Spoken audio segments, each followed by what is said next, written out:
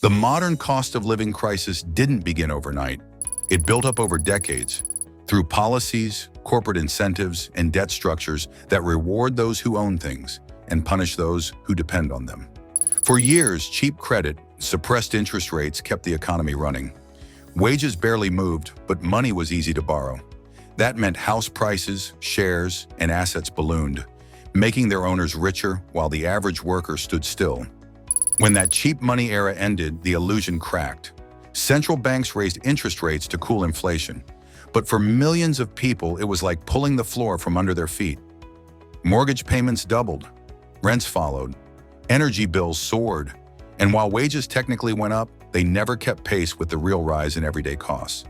You may have earned a 4% pay rise, but if inflation sits at 7%, you've effectively taken a 3% pay cut. The cruel part is this loss doesn't feel sudden, it's slow, disguised in the math of everyday life. A 3-pound sandwich becomes 3 pounds 80. A tank of petrol stretches a little less far. Council tax rises just a few pounds. But multiply those tiny changes across every item you buy, every service you pay for, every month, and you'll see why savings dry up and debt rises, even when your salary technically increases. This erosion is compounded by how inflation works. It doesn't hit every item equally. The essentials, food, rent, utilities, rise faster than luxuries. That means low and middle-income households who spend most of their earnings on those essentials suffer more than high-income earners who can absorb the shock. When the price of luxury holidays or high-end gadgets goes up, it's irritating. When your gas bill or grocery bill jumps 20%, it's devastating.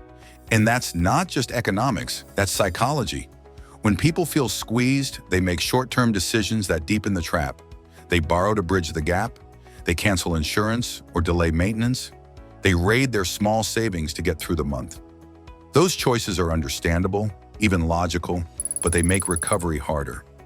Debt grows, savings vanish, and financial stress becomes a constant hum in the background of life. The wealthy, meanwhile, play a different game. They understand inflation isn't just about prices, it's about asset values. When central banks print money or inject liquidity, property, stocks, and scarce assets inflate faster than wages. That's why someone who owned a flat before the pandemic might have seen its value rise by tens of thousands of pounds, while your grocery bill rose by 50 a month. The system rewards ownership, not labor, so you get a quiet transfer of wealth, not through theft or conspiracy, but through arithmetic. Workers trade hours for wages. Owners trade time for appreciation. Every cycle of inflation widens the distance between those two groups. You might feel like you're running faster, working overtime, taking side gigs, yet somehow the finish line keeps moving. It's tempting to believe the solution lies entirely in higher pay. But history shows pay rises without productivity growth often feed inflation further. Imagine two households each earning £3,000 a month after tax. The first spends nearly all of it, rent, bills, food, holidays. The second spends £2,500, investing the extra £500 in inflation-linked assets. Maybe a diversified fund, maybe pension contributions with employer matching. After 5 years of high inflation, the spender's savings have lost value. The investor's contributions, though volatile, have partly shielded them from erosion. Still, surviving this crisis isn't only about investing. It starts with understanding the quiet drains on your financial stability. Energy costs, for instance. Fixing inefficient heating or insulation can save hundreds annually, more than most investment returns right now. It's boring, unglamorous math, but it works. Debt management is another survival frontier. Credit card APRs have crossed 20%. That means if you carry a £1,000 balance, you're paying £200 a year just to owe money. Clearing high-interest debt is the single fastest investment return you can make, because saving that interest is like earning a guaranteed 20% yield. Then comes the subtle battlefield, taxes and benefits. Thresholds haven't always moved with inflation. You might get a small pay rise that quietly pushes you into a higher bracket. A stealth tax called fiscal drag. Understanding where those cliffs are and adjusting pension contributions or salary structure can stop the system from taxing you twice, once through inflation, once through policy. There's also the mental shift. Stop thinking in static numbers. 50 pounds in 2020 isn't 50 pounds today. Measure everything in purchasing power, not face value. When you see your salary go up, immediately ask, what can this buy now compared to last year? If the answer is less, you've earned a raise that isn't real. Most people won't do this. They'll keep calculating progress in nominal pounds, celebrating promotions while quietly falling behind.